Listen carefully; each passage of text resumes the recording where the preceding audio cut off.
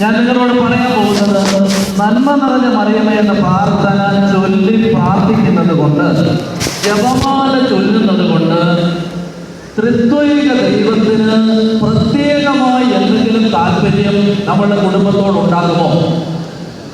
ഇത് നമ്മൾ വചനത്തിന്റെ വെളിച്ചത്തിൽ മനസ്സിലാക്കാനായിട്ട് പോവുകയാണ്. നന്മ നിറഞ്ഞ മറിയമേ സ്തുതി, കർത്താവ് നിന്നോടുകൂടെ. ഇത് ആരാണ് പറഞ്ഞത്? ഇത് ആര് പറഞ്ഞ വചനമാണ്? ഏത് മാലാഖയാണ് പറഞ്ഞത്? ഗബ്രിയേൽ മാലാഖ. ഗബ്രിയേൽ മാലാഖ പറഞ്ഞു, നന്മ നിറഞ്ഞ മറിയമേ സ്തുതി, കർത്താവ് നിന്നോടുകൂടെ.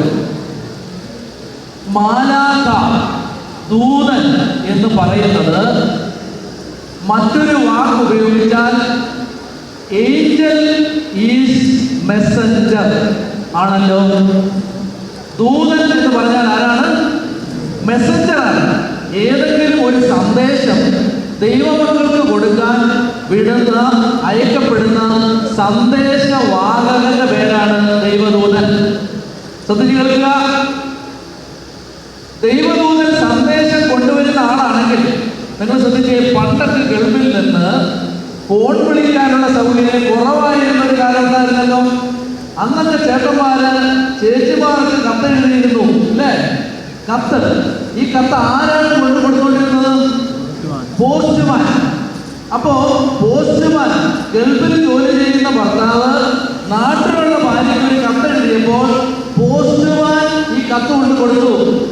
ഏതെങ്കിലും ഭാര്യ ചിന്തിക്കുമോ ഈ കത്ത് പോസ്റ്റ്മാൻ എഴുതിയതാണെന്ന്? ചിന്തിക്കില്ല. പോസ്റ്റ്മാനാണ് ഈ കത്ത് എഴുതിയത്. ഏതെങ്കിലും ഭാര്യ ചിന്തിച്ചാൽ അപകടമാവും. നാട്ടിൽ ചെല്ലുമ്പോൾ ഭാര്യ അവിടെ ഉണ്ടാവില്ല. അപ്പോൾ പോസ്റ്റ്മാൻ കൊണ്ടുകൊടുക്കുന്ന കത്തിന്റെ ഉത്തരവാദി, ആ കത്ത് എഴുതിയത് പോസ്റ്റ്മാനാണോ? അല്ലല്ലോ. പോസ്റ്റ്മാൻ അല്ല, പോസ്റ്റ്മാൻ കൊണ്ടുകൊടുത്ത കത്തിന്റെ ഉത്തരവാദി ആരാണോ കത്ത് അയച്ചത്, ആ ആളാണ് കത്തിന്റെ ഉള്ളടക്കത്തിന്റെ ഉത്തരവാദി. ഗബ്രിയേൽ മാലാഖ പോസ്റ്റ്മാനാണ്. ഈ പോസ്റ്റ്മാനെ അയച്ചത്, കത്തും കൊടുത്തു വിട്ടത് ആരാ? പിതാവായ ദൈവമാണ്. കാരണം ബൈബിളിൽ ദൂതനെ അയക്കുന്നു എന്ന് പറഞ്ഞിട്ടുള്ളത് മുഴുവൻ പിതാവായ ദൈവമാണ്. അങ്ങനെയാണെങ്കിൽ ഗബ്രിയേൽ മാലാഖ വന്ന് മറിയത്തോട് പറഞ്ഞു, നന്മ നിറഞ്ഞ മറിയമേ സ്തുതി, കർത്താവ് നിന്നോടുകൂടെ. ഈ കത്ത് എഴുതിയതപ്പോ ആരാ?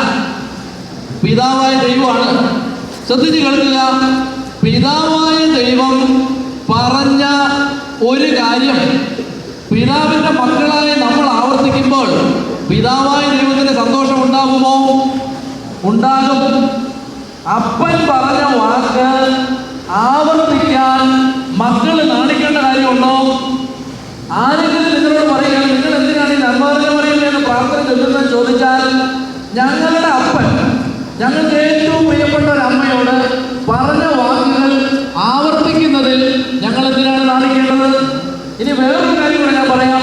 പിതാവായ ദൈവമാണ് ഈ കത്തെഴുതി ഈ പറഞ്ഞു വിട്ട വാക്ക് പറഞ്ഞതെങ്കിൽ, പിതാവായ ദൈവം പറഞ്ഞൊരു കാര്യം പറയാൻ മടി കാണിക്കുന്ന ആളുകൾ പിതാവിന്റെ സ്വന്തം മക്കളാണോ എന്ന്, അല്ലെങ്കിൽ ആ മക്കളുടെ അപ്പനെയും പിതാവാണോ എന്ന് നമ്മളൊന്ന് അന്വേഷിക്കട്ടെ. പിതാവായ ദൈവം പറഞ്ഞു വിട്ട കാര്യം പറയാൻ നമ്മൾ മടി കാണിക്കേണ്ട കാര്യമില്ല. അതുകൊണ്ട് നന്മ നിറഞ്ഞ മറിയമേ എന്ന പ്രാർത്ഥനയുടെ ആദ്യ ഭാഗം, നന്മ നിറഞ്ഞ മറിയമേ സ്തുതി, കർത്താവ് നിന്നോടുകൂടെ. ഇത് എന്റെ അപ്പൻ പറഞ്ഞ വാക്കാണ്. ആ അപ്പൻ പറഞ്ഞ വാക്ക് ഞാൻ ആവർത്തിക്കുമ്പോൾ എന്റെ അപ്പന് സന്തോഷം ഉണ്ടാവും. ഉണ്ടാകുമോ? ഉണ്ടാകും. ഇനി അപ്പൊ പിതാവിന് ഈ കാര്യം എതിർപ്പൊന്നുമില്ല. ഇനി പരിശുദ്ധാത്മാവിനുണ്ടോ? നന്മ നിറഞ്ഞ മറിയമേ എന്ന പ്രാർത്ഥനയുടെ രണ്ടാമത്തെ സെന്റൻസ്, നീ സ്ത്രീകളിൽ അനുഗ്രഹീത, നിന്റെ ഉദരഫലം അനുഗ്രഹീതം. ഇതാരപ്പാ പറഞ്ഞേ? ഇതാരാ പറഞ്ഞേ?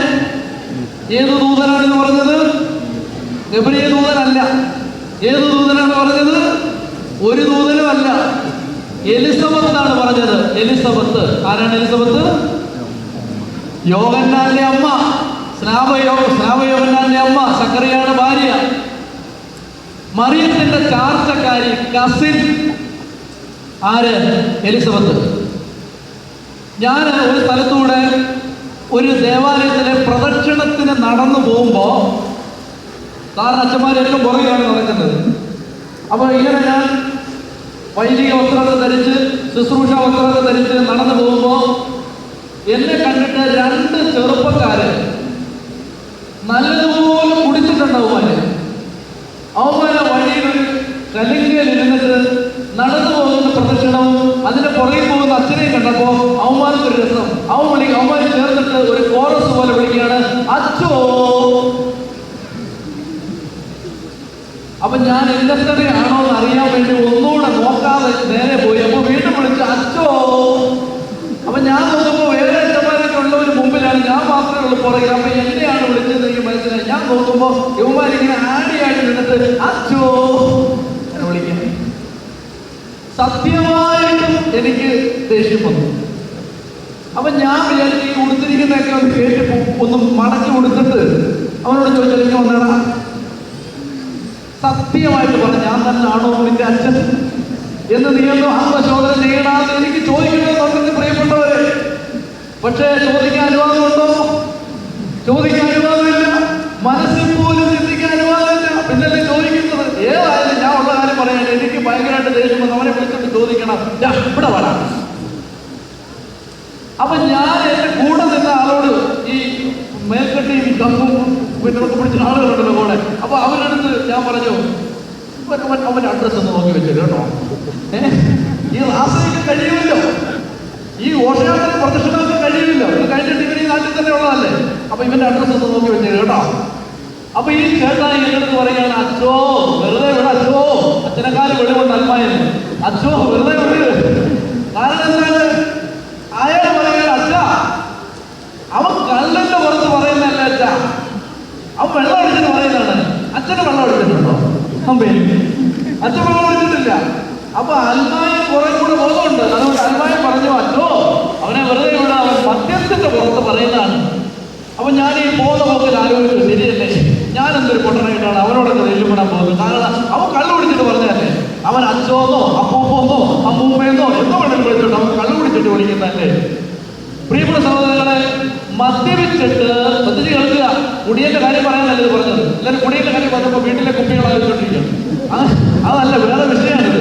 അപ്പൊ ഈ വെള്ളം അടിച്ചിട്ട് മദ്യപിച്ചിട്ട് ഒരു വ്യക്തി ഒരു കാര്യം പറഞ്ഞാൽ കേട്ടു നിൽക്കുന്നവൻ അത് പ്രതികരിക്കാൻ പോകുന്നില്ല. കാരണം എന്താണ്? മദ്യപിച്ചിട്ട് പറയുന്നതാണ്, വെള്ളത്തിന്റെ പുറത്ത് പറയുന്നതാണ്, ലഹരിയുടെ പുറത്ത് പറയുന്നതാണ്. അപ്പോൾ ചോദ്യം ഇതാണ്, മദ്യപിച്ചിട്ട് ഒരു വ്യക്തി നിങ്ങളെ ചീത്ത വിളിച്ചാൽ ആ ചീത്ത വിളിയുടെ ഉത്തരവാദിത്വം മദ്യപിച്ചിരിക്കുന്ന ആൾക്കാണോ മദ്യത്തിനാണോ? മദ്യത്തിനല്ലേ? ഇയാൾ ഈ മദ്യം സേവിച്ചതുകൊണ്ടല്ലേ ഇയാൾ വിളിച്ചത്? മദ്യലഹരിയിൽ ആയിരുന്നതുകൊണ്ടല്ലേ വിളിച്ചത്? അതല്ലേ? മദ്യലഹരിയിൽ വീട്ടിലെ സാധാരണ പാത്രങ്ങൾ അടിച്ചു പൊട്ടിക്കുന്ന ചേട്ടന്മാര് രാവിലെ കുഞ്ഞാടിനെ പോലെ ചന്തയിൽ പോയി അതേ പാത്രങ്ങൾ തന്നെ വാങ്ങിച്ചുകൊണ്ട് അനുസരണയുള്ളവരെ പോലെ വീട്ടിലേക്ക് വരുന്നത്. കാരണം മദ്യത്തിന്റെ പുറത്താണ് അത് തകർത്ത് കളഞ്ഞത്. ഞാൻ ഒരു ദിവസം ഒരുത്തനെ എന്റെ വണ്ടിയിൽ കയറ്റി, ബൈക്കിൽ. അപ്പൊ അവൻ പുറകിലിരുന്നു. ഞാൻ അറിഞ്ഞില്ല, കുടിച്ചിട്ടാണ് കയറിയിരുന്നത്. കൈ കഴിച്ചപ്പോൾ നിർത്തി. കയറിയിട്ട് ഇവൻ എന്നെ വട്ടം ചുറ്റി പിടിച്ചിരിക്കുകയാണ്. എന്നിട്ട് ഞാൻ നല്ല സ്പീഡിൽ പോവാ. അവനോട് പറഞ്ഞു, സ്ലോ സ്ലോ സ്ലോ. അപ്പൊ ഞാൻ തിരിച്ചിട്ട് ചോദിച്ചത് എന്റെ വണ്ടിയാണോ നിന്റെ വണ്ടിയാണോ? അവൻ പറഞ്ഞു, അച്ഛന്റെ വണ്ടിയൊക്കെയാണ്, ഇത്ര സ്പീഡ് പാടില്ല, സ്പീഡ് വെറ്റി വെറ്റി വെറ്റി അടിക്കും. അപ്പൊ ഞാൻ വീണ്ടും നമ്മള് ജീവന്മാരുടെ പോരാട്ടമാണ് നടത്തിക്കൊണ്ടിരിക്കുന്നത്. അപ്പൊ ഞാൻ വീണ്ടും സ്പീഡിൽ പോകണം. അവൻ പറഞ്ഞു, സ്ലോ സ്ലോ. പറഞ്ഞു കേട്ടില്ലേ? സ്ലോ. അപ്പൊ ഞാന് ഇവരെന്നാ സ്ലോ ആക്കിയേക്കാന്ന് വിചാരിച്ചിട്ട് ഞാൻ വണ്ടി പതുക്കെ വിട്ടു, ഫസ്റ്റ് ഗിയറിൽ ഇട്ടിട്ട് പതുക്കെ. അപ്പൊ അവൻ പറയാണ് സ്പീഡ്. അവന്റെ കണക്കനുസരിച്ചുള്ള സ്പീഡായിട്ടില്ല. അപ്പൊ പ്രിയപ്പെട്ട സഹോദരങ്ങളെ, ഞാൻ വണ്ടി നിർത്തിട്ട് ചോദിച്ചു, ഇറങ്ങുന്നോ ഞാൻ എടുത്തിറക്കണോ? അപ്പൊ ഈ കുടിച്ചിട്ട് പറയുന്നതിന് ലെവലില്ല. മദ്യപിച്ചിട്ട് എന്താണ് പറയുന്നതെന്ന് അറിഞ്ഞുകൂടാ. ഒരുത്തം മയൽക്കുട്ടിയെ കെട്ടിപ്പിടിച്ചിട്ട് പറയാണ്, നിന്നെ ഞാൻ വിടില്ലടി, വിടില്ല. ഭാര്യയാണെന്നാണ് വിചാരിച്ചിരിക്കുന്നത്, മയൽക്കുട്ടി. അപ്പൊ മദ്യലഹരിയിൽ സംസാരിക്കുന്നവന് വെളിവില്ല, ബോധമില്ല, അവൻ ലഹരിയിലാണ് സംസാരിക്കുന്നത്. മദ്യത്തിനും പരിശുദ്ധാത്മാവിനും ഇംഗ്ലീഷിൽ ഒരേ വാക്കാണ്. എന്ത്? സ്പിരിറ്റ്. മദ്യത്തിന് പരിശുദ്ധാത്മാവിനെ ഇംഗ്ലീഷിൽ ഒരേ വാക്കാണ് സ്പിരിറ്റ്. അതുകൊണ്ടാണ് മദ്യപാനം നിർത്തണമെന്ന് ആഗ്രഹമുണ്ടെങ്കിൽ പരിശുദ്ധാത്മാവ് നിറയാൻ പ്രാർത്ഥിച്ചാൽ മതി. ഒരു ലഹരി ഇറങ്ങുമ്പോൾ വേറൊരു ലഹരി കയറിക്കോളും.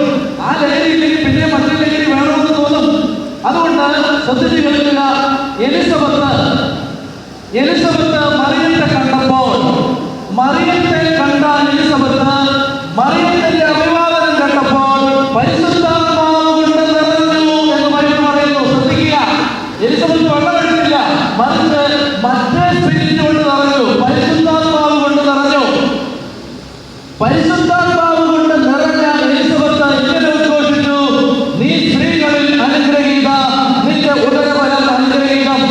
ചോദ്യം ഇതാണ്, പരിശുദ്ധാത്മാവ് നിറഞ്ഞ് എലിസബത്ത് ഒരു കാര്യം പറഞ്ഞാൽ പറഞ്ഞതിന്റെ ഉത്തരവാദിത്വം എലിസബത്തിനാണോ അവരുടെ ഉള്ളിൽ കയറിയ പരിശുദ്ധാത്മാവിനാണോ? പരിശുദ്ധാത്മാവിനാണല്ലോ, സംശയമില്ലല്ലോ. അങ്ങനെയാണെങ്കിൽ പരിശുദ്ധാത്മാവ് പറയുകയാണ്, നീ സ്ത്രീകളിൽ അനുഗ്രഹീത, നിന്റെ ഉദരഫലം അനുഗ്രഹീതം. പരിശുദ്ധാത്മാവ് എലിസബത്തിൽ നിറഞ്ഞ് എലിസബത്തിലൂടെ പറഞ്ഞു, മറിയമേ നീ സ്ത്രീകളിൽ അനുഗ്രഹീത, മറിയമേ നിന്റെ ഉദരഫലം അനുഗ്രഹീതം. 2013 ഒക്ടോബർ മാസം 18-ാം തീയതി ഈ സ്കൂളിൽ ഇരുന്ന് ഒരു വ്യക്തി മറിയമേ നീ സ്ത്രീകളിൽ അനുഗ്രഹീത, നിന്റെ ഉദരഫലം അനുഗ്രഹീതമെന്ന് ഇവിടെ നിന്ന് പ്രാർത്ഥിച്ചാൽ അത് പരിശുദ്ധാത്മാവിന് വിരോധമാകുമോ? പരിശുദ്ധാത്മാവ് പറഞ്ഞൊരു കാര്യം, നീ ഈ കുവൈറ്റിലെ ഈ സ്കൂളിൽ നിന്ന് ഇന്ന് സന്ധ്യയ്ക്ക് പ്രാർത്ഥിച്ചാൽ അത് പരിശുദ്ധാത്മാവിന് സന്തോഷമാവില്ലേ? അപ്പോ പിതാവായ ദൈവത്തിന് സന്തോഷം, പരിശുദ്ധാത്മാവിന് സന്തോഷം.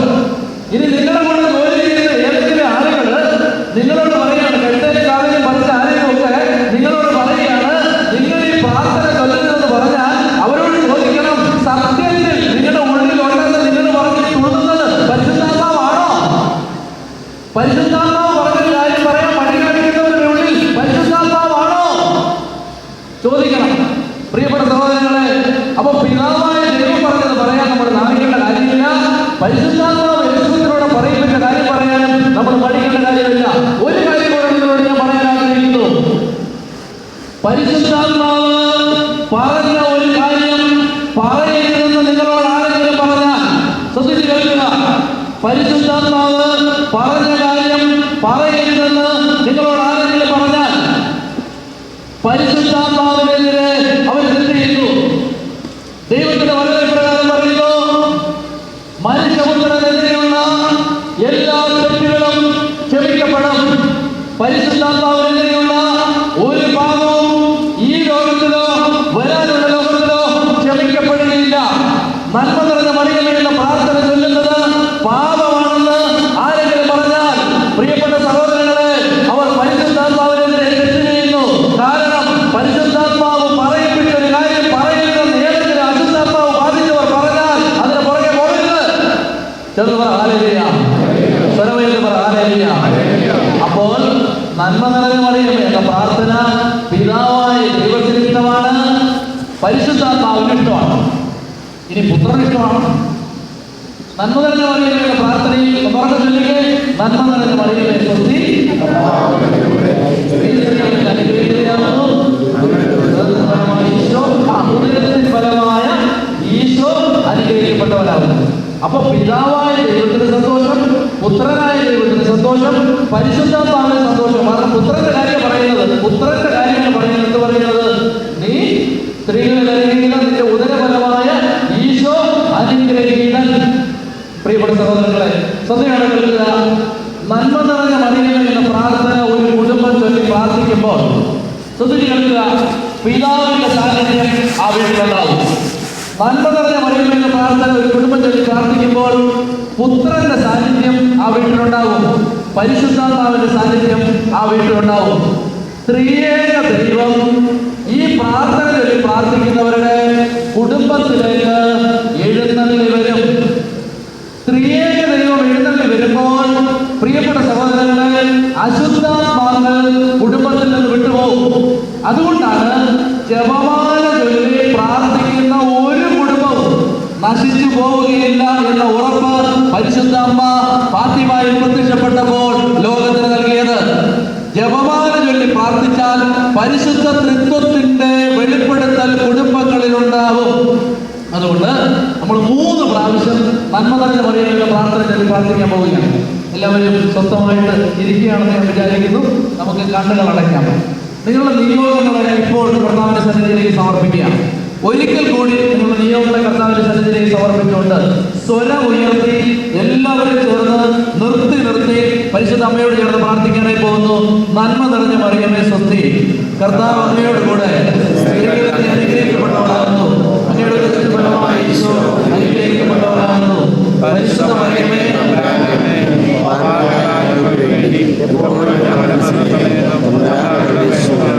സ്വരം ഉയർത്തി പ്രാർത്ഥിക്കാം. നന്മ നിറഞ്ഞ മറിയമേ സ്വസ്തി,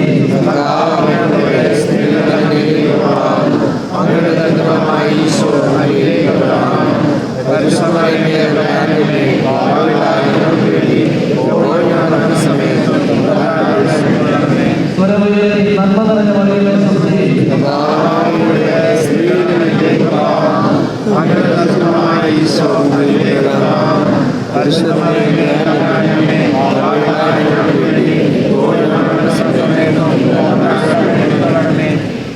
പ്രിയപ്പെട്ട സഹോദരങ്ങളെ, മൂന്നാമതായി ജപമാല ചൊല്ലി പ്രാർത്ഥിക്കുന്ന കുടുംബങ്ങളിൽ ശക്തമായ മാനസാന്തരങ്ങൾ സംഭവിക്കും. ഏതെങ്കിലും വ്യക്തികളുടെ ജീവിതത്തിൽ മാനസാന്തരം ഉണ്ടാവുന്നില്ല എന്ന് വർഷങ്ങളായി പരാതിപ്പെടുന്ന ആരെങ്കിലും എന്നെ കേൾക്കുന്നുണ്ടെങ്കിൽ പ്രിയപ്പെട്ടവരെ, ജപമാലകളുടെ എണ്ണം കൂട്ടുക. ഒരു കൊന്തയാണ് ചൊല്ലുന്നതെങ്കിൽ 2 കൊന്തയോ 3 കൊന്തയോ ചൊല്ലുക. ജപമാലകളുടെ എണ്ണം കൂട്ടി പ്രാർത്ഥിക്കുക. പരിശുദ്ധ അമ്മയുടെ മാധ്യസ്ഥത്തിൽ മാറ്റം സംഭവിക്കും. ഞാൻ ബൈബിളിൽ നിന്ന് ഈ പറയുന്ന വസ്തുത തെളിയിച്ചു തരാം.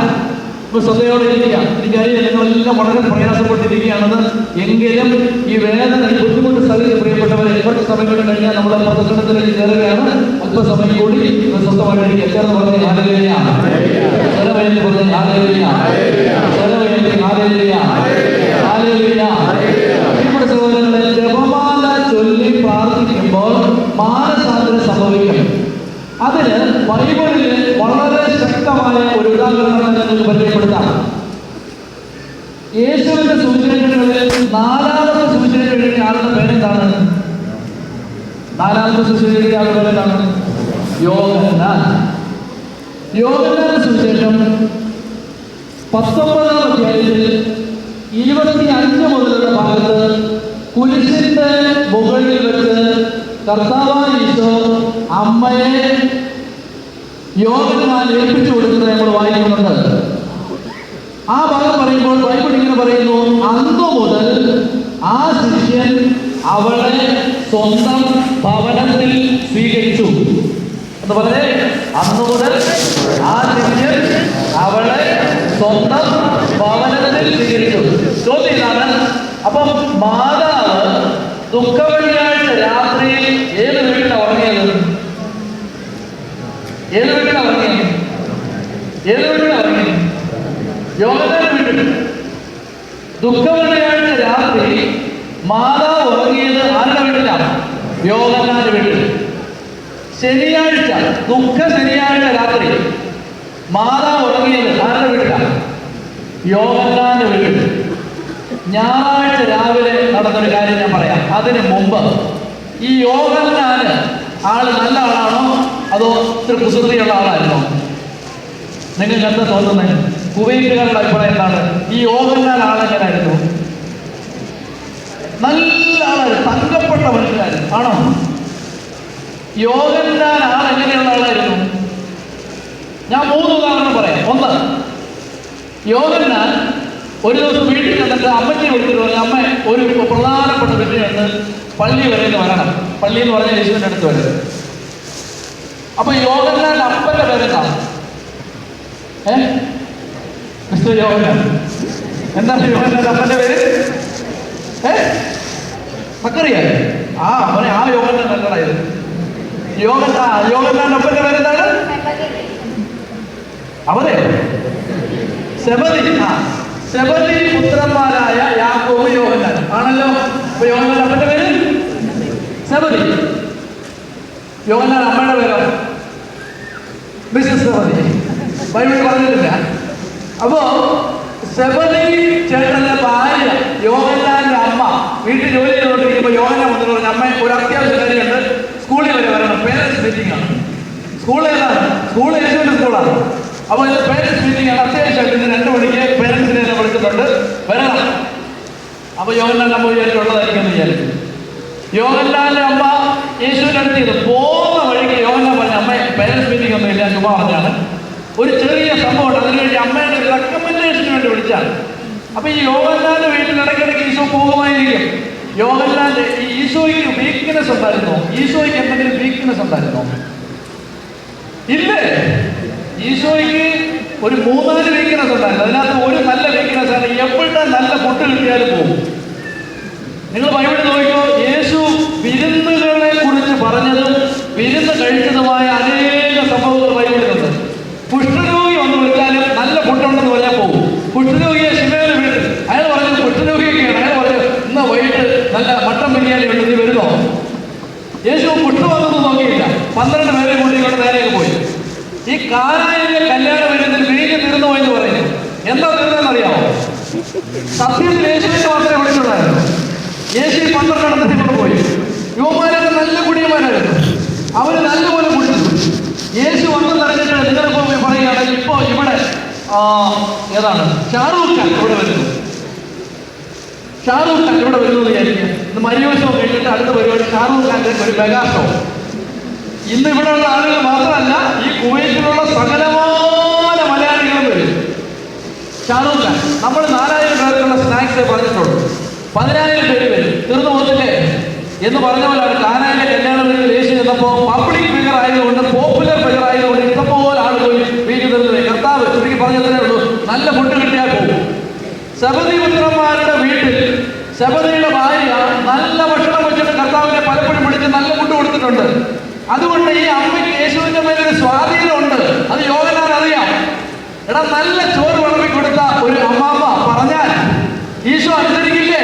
അതുകൊണ്ട് കർത്താവിന് ഫുഡ് വീക്ക്നെസ് ആയതുകൊണ്ട് നല്ല ബിരിയാണി അടുത്ത ആഴ്ച എന്റെ കർത്താവ് നിനക്ക് ഉണ്ടാക്കി തരുന്നുണ്ട് കേട്ടോ, ഒരു കാര്യം പറയാനുണ്ട്, ഒരു അഡ്മിഷൻ വാങ്ങിച്ചു തരണേ എന്ന് പറഞ്ഞാൽ ഈശോ കേൾക്കില്ലേ? അതുകൊണ്ട് പ്രിയപ്പെട്ടവരെ, വ്യാഴാഴ്ചമാരെ കൊണ്ടൊക്കെ കാര്യം സാധിക്കാനുണ്ടെങ്കിൽ നല്ല ഭക്ഷണം കൊടുത്തോളുക, നിങ്ങളുടെ കാര്യങ്ങളൊക്കെ സാധിച്ചു കിട്ടും. ചേർന്ന് പറയാം ഹല്ലേലൂയ. പ്രിയപ്പെട്ട സഹോദരങ്ങളെ, അങ്ങനെ ഈശോയുടെ വീക്ക്നെസ് ആയിരുന്നു ഭക്ഷണം. അങ്ങനെ സെബദി പുത്രന്മാരുടെ വീട്ടിൽ പോയി ഭക്ഷണം കഴിച്ചിട്ടുണ്ടാവും ഈശോ.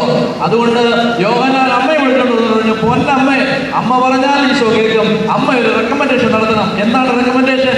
യേശു അവന്റെ മഹത്വത്തിൽ അഭിഷിക്തനാകുമ്പോൾ ഞങ്ങൾ യാക്കോബ് ഇടത്തും യോഹന്നാൻ വലത്തും, നമ്മുടെ വീട്ടിൽ നിന്നുള്ളവരായിരിക്കും ഇടത്തും വലത്തും.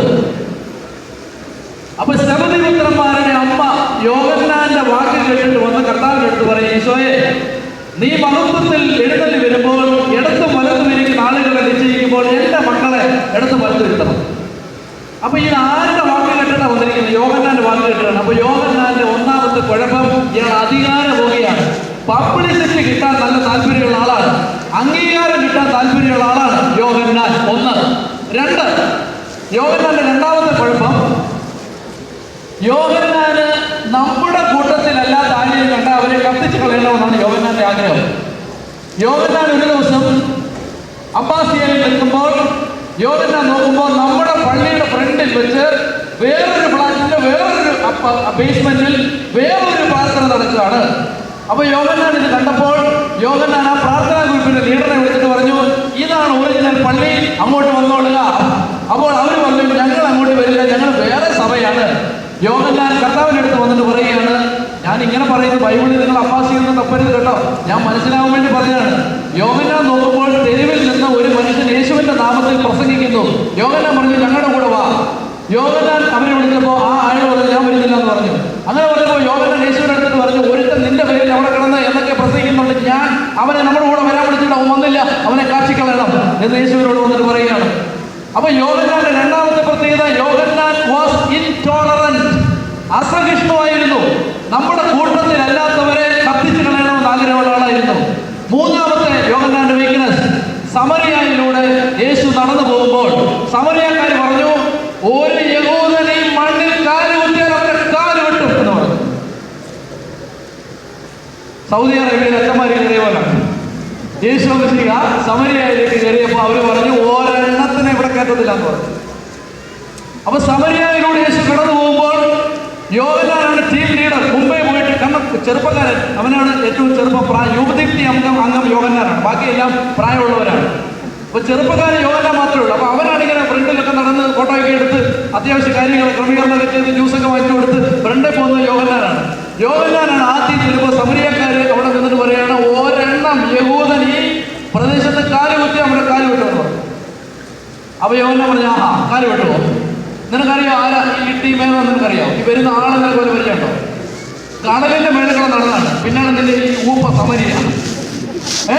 കടലിന്റെ മേളികൾ നടന്ന ടീമാണ് വരുന്നത്. നിനക്കറിയാം 5 അപ്പം 5000 വർദ്ധിപ്പിച്ച് ഇഷ്ടം പോലെ പേർക്ക് ഭക്ഷണം കൊടുത്തിട്ട് 12 കൊട്ട നിറഞ്ഞ് ഞങ്ങൾ തല ചുമന്നിട്ടുണ്ട്. നിനക്കറിയാവോ? ലാസർ എന്ന് പറഞ്ഞാൽ അറിയാം. ലാസർ നിനക്കറിയാം? ലാസർ അവൻ പറഞ്ഞ് എനിക്കൊരു ലാസർ കിട്ടില്ല. അവൻ ചത്ത് 4 ദിവസം അഴുകി നാറ്റം പിടിച്ച് കിടന്നവനെ പൊക്കിയെടുക്കുന്ന ഒന്നാണ്. ആരാ വരുന്നത് നിനക്കറിയാവോ? നീ കേട്ടിട്ടില്ലല്ലേ? നിന്നെ കാണിച്ചു തരാം എന്ന് പറഞ്ഞിട്ട് യോഹന്നാൻ നേരെ കർത്താവിന്റെ അടുത്ത് എന്ന് പറഞ്ഞ്, കർത്താവ് സമരിയക്കാർ പറയാണ് നിന്നെ കേട്ടിട്ടില്ലെന്ന്. ആകാശത്ത് നിന്ന് തീ ഇറങ്ങി അമ്മരെന്നെ കത്തിച്ചോളാം. നമ്മളെ കേട്ടത്തില്ല. സൗദി അറേബ്യയിലെ മുഴുവൻ എണ്ണത്തിനെ കത്തിച്ചുകളാം. പ്രിയപ്പെട്ട സഹോദരങ്ങളെ, യോഹന്നാന്റെ 3 വീക്ക്നെസ്. ഒന്നാമത്തെ വീക്ക്നെസ് യോഹന്നാൻ അധികാരമോഹി. രണ്ടാമത്തെ വീക്ക്നെസ് നമ്മുടെ കൂട്ടത്തിൽ അല്ലാത്ത എല്ലാത്തിനെ കൊല്ലണം. മൂന്നാമത്തെ വീക്ക്നെസ് യോഹന്നാന് നമ്മളെ എതിർക്കുന്നവരെ കത്തിച്ചു കളയാൻ ആഗ്രഹം. ചേർന്ന് പറ ഹല്ലേലൂയ. പ്രിയപ്പെട്ട സഹോദരങ്ങളെ, ഈ യോഹന്നാന്റെ വീട്ടിൽ ശ്രദ്ധിക്കണേ, ഈ യോഹന്നാന്റെ വീട്ടിൽ ദുഃഖവെള്ളിയാഴ്ച രാത്രി മറിയം താമസിച്ചു. ഈ യോഹന്നാന്റെ വീട്ടിൽ ദുഃഖ ശനിയാഴ്ച രാത്രി മറിയം താമസിച്ചു. 2 രാത്രിയും 2 പകലും അധികാരമോഹിയായ, അസഹിഷ്ണുവായ, ഇൻടോളറന്റായ, മറ്റുള്ളവരോട് സഹിഷ്ണുത കാണിക്കാത്ത യോഹന്നാൻ എന്ന തീഷ്ണവാനായ ചെറുപ്പക്കാരനൊപ്പം മറിയം ആ 2 രാത്രിയിലും 2 പകലിലും യോഹന്നാന്റെ വീട്ടിൽ താമസിച്ചു. യോഹന്നാന് മാറ്റം വന്നോ? വന്നെങ്കിൽ നിനക്ക് മാറ്റം വരും. യോഹന്നാന് മാറ്റം വന്നോ? എന്ത് പറയുന്നു? യോഹന്നാന് മാറ്റം വന്നത് ഞാൻ തെളിയിച്ചു തരാം. യോഹന്നാന്റെ സുവിശേഷം 20-ാം അധ്യായം. യോഹന്നാന്റെ സുവിശേഷം 20-ാം അധ്യായത്തിൽ യേശു ഉയർപ്പിക്കപ്പെട്ട വാർത്ത ആദ്യം അറിഞ്ഞത് ആരാ? യേശു ഉയർത്തെഴുന്നേറ്റെന്നുള്ള വിവരം ആദ്യം അറിഞ്ഞത് ആരാ? നിങ്ങൾ നാട്ടിൽ നിന്ന് ദൂരെയായിട്ടായിരിക്കും വിവരം നിങ്ങൾക്ക് ഇല്ലാത്തത്. ആരാണ് ആദ്യം അറിഞ്ഞത്? ഏത് മറിയം? ആ തന്തയ്ക്കും തള്ളയ്ക്കും ഇല്ലാത്ത വിവരം പിള്ളേർക്കുണ്ട്. മഗ്ദലേന മറിയം. അപ്പൊ യേശു ഉയർത്തെഴുന്നേറ്റ വിവരം ആദ്യം അറിഞ്ഞത് ആരാണ്? മഗ്ദലേന മറിയം. നിങ്ങളൊന്ന് ആലോചിച്ച് ചോദിക്കും, എന്നാ നാറിയ ഏർപ്പാടായിരുന്നു. നിങ്ങളൊന്ന് ആലോചിച്ച് ചോദിക്കും, കർത്താവിന്റെ പുറകെ നടന്ന 12 എണ്ണത്തിന് പ്രത്യക്ഷപ്പെടുന്നതിന് മുമ്പേ ആ നാട്ടിലെ ഏറ്റവും അഡ്രസ് ഇല്ലാത്ത പെണ്ണിനാണ് കർത്താവ് പ്രത്യക്ഷപ്പെട്ടിരിക്കുന്നത്. അപ്പൊ ഈ സ്ത്രീ വന്നിട്ടാണ് പത്രോസിനോട് യോഹന്നാനോട് ഈ വിവരം പറയുന്നത്. നിങ്ങൾ അറിഞ്ഞോ? എന്തോ അറിഞ്ഞോ? നിന്നെ ആരെയും കൊണ്ട് വിളിച്ചത്? കാര്യം ശരിയാണ്, പള്ളിയിലാണ് കയറിയാണല്ലോ കാര്യം പറ്റും. കാരണം എന്താണ്? ഈ അഡ്രസ് ഇല്ലാത്ത പെണ്ണുപിള്ളയാണ്, യാതൊരു അഡ്രസ്സും ഇല്ലാത്ത സ്ത്രീയാണ്. അപ്പൊ ഈ സ്ത്രീക്കാണ് ഈശോ പ്രത്യക്ഷപ്പെട്ടത്. ഈശോ പ്രത്യക്ഷപ്പെട്ട വിവരം പറയാൻ വേണ്ടി മഗ്ദലേന മറിയം ഓടി വന്നിട്ട് പത്രോസിനെ യോഹന്നാനെ കണ്ട പറഞ്ഞു, പത്രോസ് ചേട്ടാ, യോഹന്നാനെ നിങ്ങളുടെ വിവരം അറിഞ്ഞോ? അവര് എന്ത് വിവരം? നീ കൂടുതൽ വിവരം, നീ ഇവിടെ കറങ്ങി നടക്കുന്ന ഞാൻ കൂടെ നടക്കണം, പൊക്കെ പൊക്കെ പൊക്കെ പൊക്കെ ഇവിടുന്ന് വിട്ടു പൊക്കെ. അപ്പൊ പറയണം, നിങ്ങൾ അറിഞ്ഞില്ലേ? എന്ത്? ഈശോ ഉയർത്തെഴുന്നേറ്റു. അവര് ചോദിച്ചു, ആര് പറഞ്ഞു? ഞാൻ അതിരാവിലെ കല്ലറയിൽ പോയിരുന്നു. നീ പോയോ? എന്നിട്ട് ഞാൻ പോയപ്പോൾ കല്ലറയുടെ കല്ലുരുട്ടി മാറ്റിയിരിക്കുന്നത്, അവിടെ കച്ച മാത്രം കിടക്കുന്നത് ഞാൻ കണ്ടു. യേശു അവിടെ ഇല്ല. യേശു അവൻ അരുളി ചെയ്തതുപോലെ ഉയർത്തെഴുന്നേറ്റു. പ്രിയപ്പെട്ട സഹോദരങ്ങളെ, ഈ വാർത്ത കേൾക്കേണ്ട താമസം പത്രോസും യോഹന്നാനും ഒരു വര വരച്ച് ആ വരയുടെ അപ്പുറത്ത് നിന്ന് റെഡി 1 2 3 സ്റ്റാർട്ട് വിസിലടിച്ചു. ഓട്ട മത്സരം ആരംഭിച്ചു. 65 വയസ്സുള്ള വല്യപ്പനും 25 വയസ്സുള്ള ചെറുപ്പക്കാരനും കൂടെ ഓടിയാൽ ആരാണ് ആദ്യം ഓടിയെത്തുന്നത്? ചെറുപ്പക്കാരനല്ലേ? അതുകൊണ്ട് ബൈബിൾ പറയുന്നു, മറ്റേ ശിഷ്യൻ അങ്ങനെയൊക്കെ പറയുന്നതിന്റെ കാരണം ഞാൻ പിന്നെ പറയാം. പേര് പറഞ്ഞിട്ടില്ല, യോഹന്നാനാണത്. മറ്റേ ശിഷ്യൻ പത്രോസിനേക്കാൾ വേഗത്തിലോടി. അവൻ ബൂസ്റ്റ് ഹോർലിക്സ് അടിച്ച് ജീവിക്കുന്നവനായിരുന്നു, നല്ല ആരോഗ്യം. അവൻ ഓടിപ്പോയി കല്ലറയുടെ വാതിൽക്ക് ചെന്നു.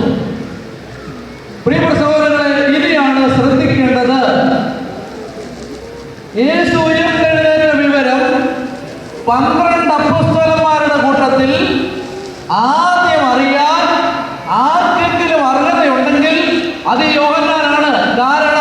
മറ്റേ ടീമുണ്ടല്ലോ, ഈ ഓടി വരുന്ന വല്യപ്പൻ, അയാൾ കുരിശിന്റെ ചോട്ടിൽ ഓടിക്കളഞ്ഞാണ്. ഒരു പീഡനം വന്നപ്പോൾ ഓടിക്കളഞ്ഞാണ്. ഈ യോഹന്നാൻ, പാവം ചെറുക്കൻ, ഇവൻ മാത്രമേ യേശുവിന്റെ ശിഷ്യന്മാരുടെ കൂട്ടത്തിൽ കുരിശിന്റെ ചുവട്ടിൽ ഉണ്ടായിരുന്നുള്ളൂ. അതുകൊണ്ട് യേശു ഉയർത്തെഴുന്നേറ്റ വിവരം ആദ്യം അറിയേണ്ട, ശിഷ്യന്മാരുടെ കൂട്ടത്തിൽ ആദ്യം അറിയേണ്ട ആള് ഏത് ന്യായം വിധിച്ചാലും യോഹന്നാനാണ്. അതുകൊണ്ട് യേശുവിന്റെ കല്ലറയുടെ അടുത്തേക്ക് വന്ന യോഹന്നാൻ അകത്ത് കയറണമോ വേണ്ടയോ എന്ന് ആലോചിച്ചു. പ്രിയപ്പെട്ടവരെ, നമ്മൾ ചിന്തിക്കുന്നത് പോലെ നിസ്സാരപ്പെട്ടൊരു സംഗതി അല്ലത്. കാരണം പ്രപഞ്ചത്തിൽ പിറന്നു വീഴാനിരിക്കുന്ന അവസാനത്തെ കുഞ്ഞ് വരെ വായിക്കുന്ന പുസ്തകമാണ് ബൈബിൾ. ലോക ചരിത്രത്തിൽ ഏറ്റവും കൂടുതൽ അച്ചടിക്കപ്പെട്ട പുസ്തകം, ഏറ്റവും കൂടുതൽ ഭാഷകളിലേക്ക് തർജ്ജമ ചെയ്യപ്പെട്ട പുസ്തകം, ലോകത്തിൽ ഏറ്റവും കൂടുതൽ ആളുകൾ വായിച്ച പുസ്തകം ബൈബിൾ. ഇന്നും വായിക്കപ്പെടുന്ന പുസ്തകം ബൈബിൾ. തിരുവെഴുത്തിൽ യോഹന്നാൻ സുവിശേഷം എഴുതി വെക്കുമ്പോൾ സുവിശേഷത്തിൽ യോഹന്നാൻ എഴുതി വെക്കും, യേശുവിന്റെ ഉത്ഥാനം ആദ്യം കണ്ട ശിഷ്യൻ ആരാണ്? അത് ഞാനാണെന്ന് അവൻ എഴുതാം. പക്ഷെ എന്ത് ചെയ്തെന്നറിയാമോ? അധികാരമോഹിയായ, സ്വന്തം പേര് വരാൻ താല്പര്യമുള്ള, സ്വന്തം പബ്ലിസിറ്റി ആഗ്രഹിക്കുന്ന, യേശുവിന്റെ വലത്തും ഇടത്തും ഇരിക്കാൻ അധികാരമോഹങ്ങൾ ഉണ്ടായിരുന്ന, മറ്റുള്ളവരെ അംഗീകരിക്കാൻ പ്രയാസപ്പെട്ടിരുന്ന യോഹന്നാൻ എന്ന ശിഷ്യൻ കല്ലറയുടെ വാതിലിലെത്തിയപ്പോൾ അവിടെ നിന്നു. ബൈബിൾ ഇങ്ങനെ പറയുന്നു, അവൻ പത്രോസ് ഓടി വരുന്നത് വരെ അവിടെ കാത്തു നിന്നു. അവിടെ കാത്തു നിന്നിട്ട് പത്രോസ് വന്നപ്പോൾ പത്രോസിന്റെ മുമ്പിൽ മാറി നിന്നിട്ട് യോഹന്നാൻ പറഞ്ഞു, കയറിക്കൊള്ളു. പത്രോസ് ചോദിച്ചിട്ടുണ്ടോ, നീ കയറിയില്ലേ? ഞാൻ കയറിയില്ല. കാരണം യേശു ഉയർത്തെഴുന്നേറ്റുന്ന ആദ്യമായി ലോകത്തെ ബോധ്യപ്പെടുത്തേണ്ടത് നീയാണ് ശിഷ്യന്മാരുടെ തലവൻ, ഞാൻ പുറകോട്ട് മാറുകയാണ്. പ്രിയപ്പെട്ട സഹോദരങ്ങളെ, യോഹന്നാൻ എന്ന വ്യക്തി അധികാരമോഹി, യേശുവിന്റെ ഉയർത്തെഴുന്നേൽപ്പ് ആദ്യം കാണാൻ ഭാഗ്യം കിട്ടിയവൻ, ആ പബ്ലിസിറ്റി വേണ്ടാന്ന് വെച്ച്, ആ അംഗീകാരം വേണ്ടാന്ന് വെച്ച് 2 സ്റ്റെപ്പ് അയാൾ പുറകോട്ട് മാറി. പത്രോസ് അകത്ത് കയറി. ബൈബിൾ ഇങ്ങനെ പറയുന്നു, ഈ യോഹന്നാൻ അതിന് പുറകെ കയറി യേശു ഉയർത്തെഴുന്നേറ്റെന്ന് കണ്ട് വിശ്വസിച്ചു. ഇനി ചോദ്യം ഇതാണ്, മറിയവും ഇതുമായിട്ട് എന്താ ബന്ധം? മറിയത്തിന്റെ കൂടെ 2 രാത്രിയിൽ അന്തിയുറങ്ങിയ താമസിച്ച യോഹന്നാൻ അയാളുടെ സ്വഭാവം പരിപൂർണമായി മാറ്റി എഴുതി. അതിന്റെ തെളിവ് ബൈബിളിലുണ്ട്. ആ തെളിവിനാണ് ലൂക്കായുടെ സുവിശേഷം 1-ാം അധ്യായത്തിൽ. പ്രിയപ്പെട്ട സഹോദരങ്ങളെ, യേശുവിനെ കാണാതെ പോയ സംഭവം വിവരിക്കുമ്പോൾ നിങ്ങൾ ശ്രദ്ധിച്ച് മറുപടി പറയണം. യേശുവിനെ എവിടെ വെച്ചാണ് കണ്ടുകിട്ടിയത്? കാണാതെ പോയിട്ട് പത്രത്തിൽ വാർത്ത കൊടുത്തിട്ടാണോ? മകനെ തിരിച്ചു വരിക, ദുഃഖാർത്തരായ മാതാപിതാക്കൾ കാത്തിരിക്കുന്നു എന്നൊക്കെ പറഞ്ഞ് TV-യിൽ കൊടുത്തിട്ടാണോ? എവിടെ പോയാ കണ്ടുപിടിച്ചത്? ദേവാലയത്തിൽ ചെന്നപ്പോൾ അവിടെ ആളുകളോട് തർക്കിച്ചുകൊണ്ടിരിക്കുന്ന യേശുവിനെ അവർ കണ്ടു. ശ്രദ്ധിച്ചേ, യേശുവിനെ കണ്ടപ്പോൾ മറിയം ചെന്നിട്ട് മറിയം പറഞ്ഞ ഡയലോഗാണ് എനിക്ക് കേൾക്കേണ്ടത്. പറ, എന്താ പറഞ്ഞ? നിങ്ങൾ കോയിലായതുകൊണ്ടാണ് ഈ വിവരമൊക്കെ കിട്ടാത്തത്. എന്താണ് പറഞ്ഞത് മറിയം? മകനെ, പറ, മകനെ. വല്ലപ്പോഴും ഞാൻ പുസ്തകം തുറക്കണം കേട്ടോ. മകനെ, പറ, മകനെ, നീ ഞങ്ങളോട് ഇങ്ങനെ ചെയ്തത് എന്തിനാണോ മക്കളെ? എന്റെ പൊന്നു മോനെ, നീ എന്തിനാണോ ഞങ്ങളോട് ഇങ്ങനെ ചെയ്തത്? അടുത്ത ഡയലോഗാണ്. പെണ്ണുങ്ങളെ കാതു തുറന്ന് കേൾക്കുവിൻ. അടുത്ത ഡയലോഗാണ് എനിക്ക് കേൾക്കേണ്ടത്. എന്താണ്? എന്താ പറഞ്ഞത്? ഞാനും നിന്റെ പിതാവും നിന്നെ ഉത്കണ്ഠയോടെ അന്വേഷിക്കുകയായിരുന്നു. ഞാനും നിന്റെ പിതാവും. ശരിയാണോ? അല്ല, തിരിച്ചാണ്. മറിയം എന്താ പറഞ്ഞതറിയാമോ? ഭാര്യമാരെ ചെവി തുറന്ന് കേൾക്കുവിൻ. എന്താ പറഞ്ഞതറിയാമോ? മക്കളെ, നീ ഞങ്ങളോട് ഇങ്ങനെ എന്തിനാണോ ചെയ്തത്? നിന്റെ അപ്പനും ഞാനും നിന്നെ ഉത്കണ്ഠയോടെ അന്വേഷിക്കുകയായിരുന്നു. ശ്രദ്ധിച്ച് കേട്ടെ പ്രിയപ്പെട്ടവരെ, ജോസഫ് എന്ന് പറയുന്ന ഈ ഔസേപ്പ് പിതാവിന് എന്തെങ്കിലും ഒരു ആന്തരിക മുറിവ് ഉണ്ടാവാൻ സാധ്യത ഉണ്ടായിരുന്നെങ്കിൽ അതെന്താണ്? എന്താണ് ജോസഫിന്, ഔസേപ്പ് പിതാവിന് എന്തെങ്കിലും ഒരു ആന്തരിക മുറിവ് ഉണ്ടാവാൻ സാധ്യത ഉണ്ടായിരുന്നെങ്കിൽ അതെന്താ? എന്താ? ഈ കൊച്ച് എന്റെ അല്ല, ഈ കൊച്ച് എന്റെ അല്ല. മറിയം പറയാണ്, ഈ കൊച്ചിനെ നിർത്തി ഞാൻ ആര്യ ബന്ധം നോക്കിയിട്ട് വരണ്ടെന്ന് പറയുമ്പോ ഏത് കൊച്ച്, ഏത് കൊച്ച്, ആരുടെ കൊച്ച്? അങ്ങോട്ട് കടന്നിട്ട് പോകും. ഈ ടീമിന്റെ വിഷയത്തിൽ നമ്മൾ ഇടപെട്ടിട്ടില്ല. മനസ്സിലായോ? ജോസഫിന് എന്തെങ്കിലും ഒരു ആന്തരിക മുറിവ് ഉണ്ടാവാൻ സാധ്യത ഉണ്ടായിരുന്നെങ്കിൽ ആ ആന്തരിക മുറിവ് ഇതാണ്: ഈ രണ്ട് ഭാര്യ ആണെന്ന് പേരിനേ ഉള്ളൂ, ഈ കൊച്ചിന്റെ കാര്യത്തിൽ എനിക്ക് ഒരു ഉത്തരവാദിത്വമില്ല. പ്രിയപ്പെട്ട സഹോദരങ്ങളെ, മറിയം എന്ന ഭാര്യയ്ക്ക് 100 വട്ടം ഒരു കാര്യത്തിൽ നിർബന്ധമുണ്ട്. ഒരു വാക്കുകൊണ്ട് പോലും ജോസഫിന് തോന്നരുത് ഈ കുഞ്ഞ് ജോസഫിന്റേതല്ലെന്ന്. അതുകൊണ്ട് മറിയം ഓരോ വാക്കും ശ്രദ്ധിച്ചു. അതുകൊണ്ട് മറിയം പറഞ്ഞു, മക്കളെ എന്തിനാണ് ഞങ്ങളോട് ഇങ്ങനെ ചെയ്തത്? നിന്റെ അപ്പനും, നിന്റെ അപ്പനും. അത് പറയുമ്പോൾ മറിയത്തിന് അറിയാം, ഈ നിൽക്കുന്ന ആളല്ല, ഈ ചെങ്ങാതിയല്ല അപ്പൻ.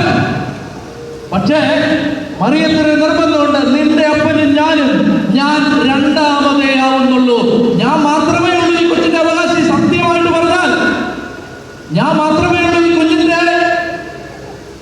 ജന്മത്തിന് കാരണം. മറിയം മാത്രമേ ഉള്ളൂ. പിന്നെ പരിശുദ്ധാത്മാവും. ജോസഫിന് ഒരു റോളും ഇല്ല.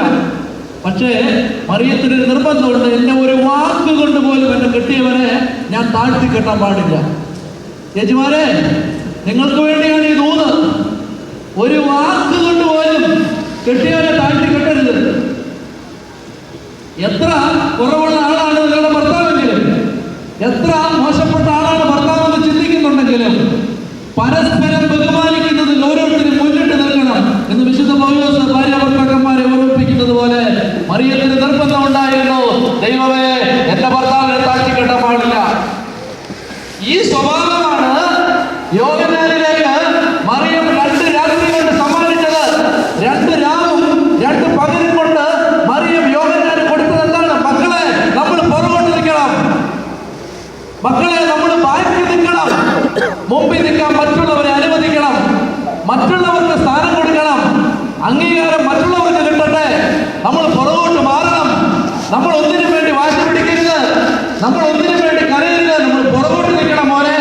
2 രാവും 2 പകലും മറിയമെന്ന കുരിശ് കണ്ട അമ്മ, കുരിശ് കണ്ട മാതാവ് യോഹന്നാനെ അടുത്ത് വിളിച്ച് പറഞ്ഞു, മക്കളെ പുറകോട്ട് മാറണ. പ്രിയപ്പെട്ട സഹോദരങ്ങളെ, യോഹന്നാൻ അതുകൊണ്ട് പത്രോസ് വരുന്നതുവരെ മാറി നിന്നു. എന്നിട്ട് പറഞ്ഞു, പത്രോസേ, നീയാണ് മാർപ്പാപ്പ, നീയാണ് സഭയുടെ തലവൻ, നീ കാണട്ടെ. മറിയത്തിന്റെ സ്കൂളിൽ പഠിച്ചാൽ പരസ്പരം ബഹുമാനിക്കാൻ കഴിയും. ഇനി ഈ യോഹന്നാന് സംഭവിച്ച മാറ്റം, ഒരു കാര്യം കൂടെ പറഞ്ഞിട്ട് ഞാൻ നിർത്തുകയാണ്. യോഹന്നാന് സംഭവിച്ച മാറ്റം, പ്രിയപ്പെട്ടവരെ, യോഹന്നാൻ സുവിശേഷം എഴുതിയപ്പോൾ 16 സ്ഥലങ്ങളിൽ യോഹന്നാന്റെ സുവിശേഷത്തിൽ യോഹന്നാന് വേണമെങ്കിൽ തന്റെ പേരെഴുതി വെക്കാമായിരുന്നു. 16 സ്ഥലത്ത്, ആ 16 സ്ഥലത്തും യോഹന്നാൻ സ്വന്തം പേര് മറച്ചു വെച്ചിട്ട് ഇങ്ങനെ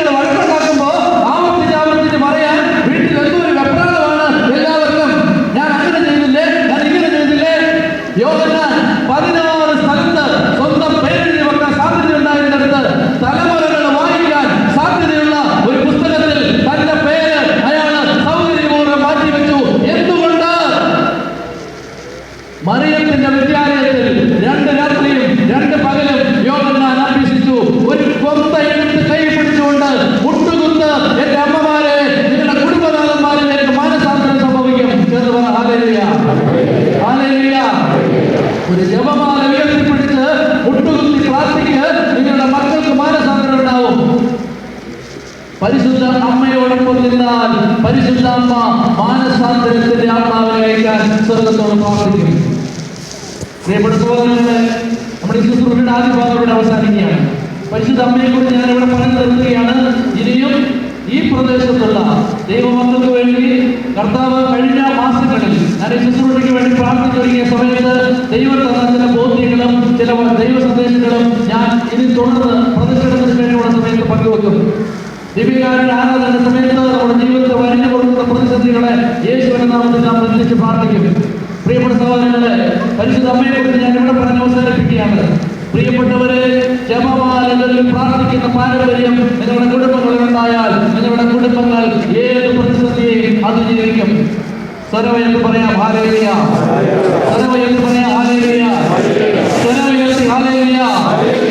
കരങ്ങൾ ഉയർത്തി നല്ലൊരു കൈ ഈശോയ്ക്കും ഈശോയുടെ